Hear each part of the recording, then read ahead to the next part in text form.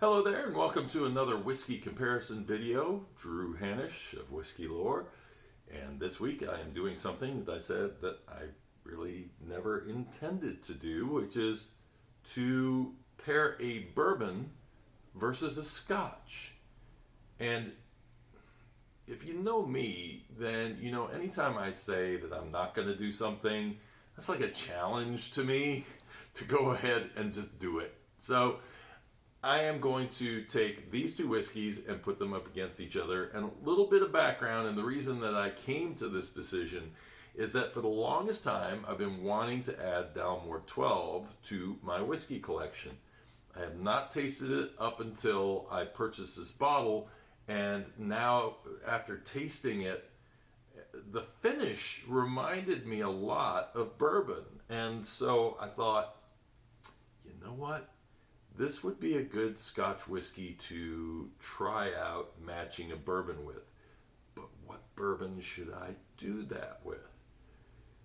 Well, this Beam Suntory whiskey has been sitting in my collection for a while, and as you can tell, I have enjoyed it.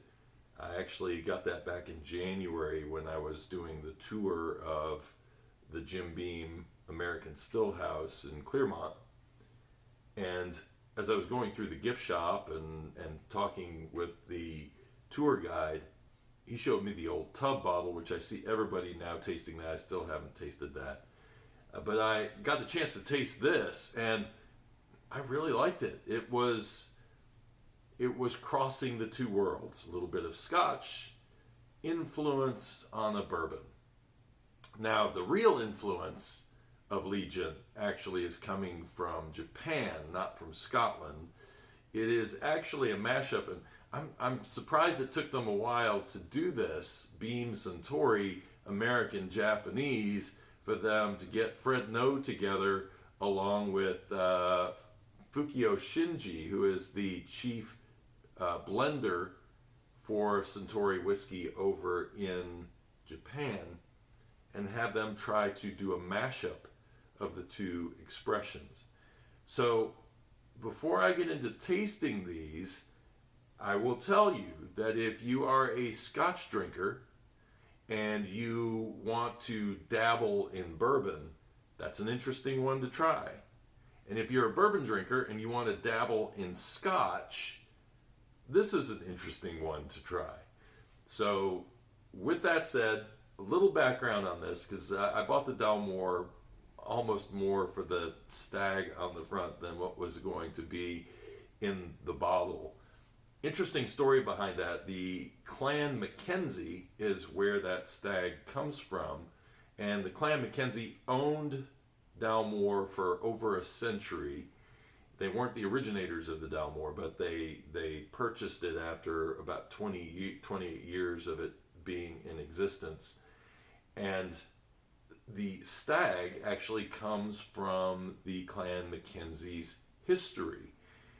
What happened was around 1263, Cullen of Kintail, I believe was the man's name, was the chief of the Clan MacKenzie, and he apparently saved King Alexander III from being gored to death by a stag.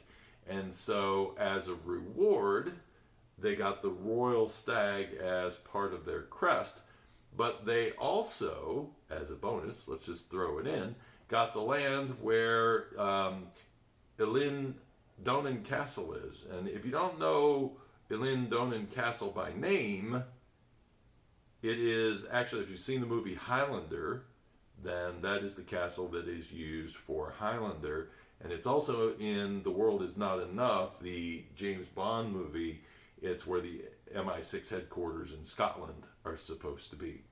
Now, I went into that castle thinking that it would be really cool to see, what the inside of this thing looks like and see where they filmed The World Is Not Enough, but that was actually done at Pinewood Studios, and so it looks nothing. It's really nice inside. And actually, while you're going through the castle, you will get a chance to see some of the pictures from when they were shooting Highlander, which is very cool, because it's another one of my favorite movies. So Highlander fans, you know, James Bond fans, that is your connection to Dalmore 12, and Dalmore whiskey is through the Clan MacKenzie. So that's a little backstory on the whiskey. Let's jump in and do a little nosing and tasting on this. And this one, when I smelled it, you're not necessarily getting the bourbon on the nose. It actually starts out with an orange. At first I was going to say a tangerine. It's really heavy orange, kind of a, I want to say blood orange, almost kind of a nose on that.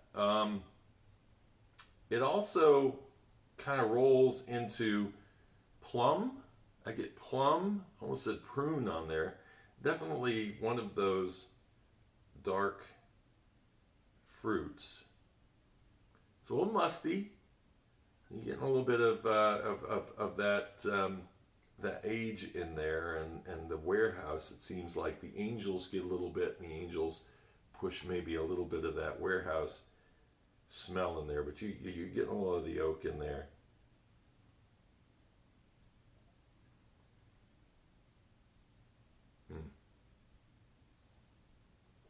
Really nice legs on this whiskey. It's got a nice mouthfeel. There's a little bit of that sherry wine kind of a taste to it. I get Swiss cheese out of this. There's an oiliness, I think, that I'm kind of pulling that Swiss cheese kind of smell, taste. The dark chocolate, I get a little dark chocolate in there, and but that oak and the sherry still remains. But the finish is where all of a sudden it goes. This toffee kind of carries from the tail end of the finish, or tail end of the middle, down into the finish. A little bit of vanilla, a little bit of oak. And those three really blend into bourbon nicely. So that's part of the reason why I say, if you are a bourbon fan, you're probably going to find this to be a very interesting Scotch whiskey. Especially if you're starting to dabble into some of the sherry finished whiskeys like the Angel's Envies and those types of whiskeys. Yeah, a little mustiness in there, but that orange definitely on the nose, and it doesn't carry through to the finish. There's a little bit of that plum on the finish.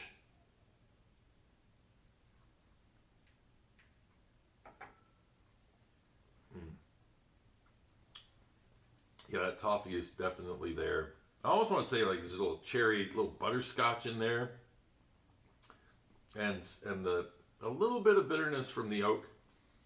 Now I did these in a particular order for a reason, because the Legent is a little heavier whiskey, and I mean the bourbon is a little bit fuller, and so I didn't want to go overboard and kill off what I was going to be tasting in this, because this one is definitely going to give you a lot more flavor. Wow. Man. I got like a little bit of cinnamon in there. You got the caramel and the vanilla. Really strong there on the front. There's a little bit of char on the nose. Trying to tell, but it's very soft and fruity actually. To identify the fruit though, it's like a baking spice, maybe like a raisin that I'm picking out of that. And that's probably coming from this. This is made with sherry and wine casks, and unlike Basil Hayden Dark Rye, which is a little heavy-handed by actually pouring sherry and wine into a whiskey, which to me just turns it into a sherry wine or whatever, mixed drink, whatever you want to call it. This is just giving you little bits of the character of those by doing some of the blending and aging of this bourbon whiskey. So I mean, if they're using Jim Beam for this, I don't know what the mash bill is on this one. it's got a really nice kind of baking spice thing going on, though. There's a little grain in there also.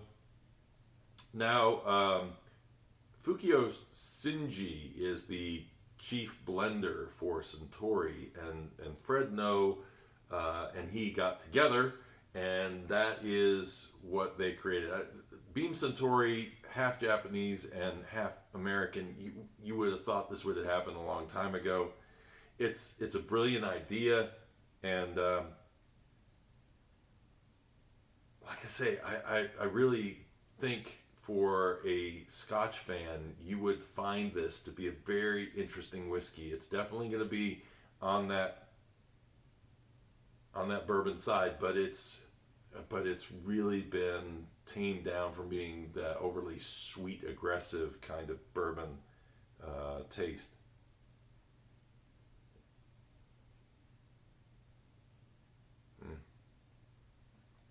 I love the mouthfeel on this whiskey. It's really, really good. There's dark fruits in there. There's a little cinnamon red hot. Really starts to come through. A little fireball in there. It's got a nice mouthfeel to it. Again, the reason that I drank this one second is because there's a little more of a lingering bitter from the oak on this. It's not aggressive. It's a little sour. Very long finish on this one, though. And so it would get in the way of tasting something else. There's also a butteriness that comes in on the finish. So I know when I put these two up, most likely the more well-known was going to do well with you guys voting on it. And it did. It got 79 to 21%. But rather than me telling you which one I think is better, because it's really hard to take a Scotch and a bourbon and put them against each other and then say, yeah, it's really up to what you like in your own tasting. I'm going to tell you that use this strategy. If you are wanting to get in, if you're a bourbon drinker and you want to get into Scotch, try this one. And if you are a Scotch drinker and you want to get into bourbon, seek this out, because they are both really good whiskeys, but they have their own personalities, and it's just a matter of picking the right moment to enjoy these. But I was really impressed with this whiskey in particular, and if you see it on the shelf and you like what I described in it, it's an excellent whiskey to taste. And hopefully we'll see more from Beam Suntory in that vein coming up in the future.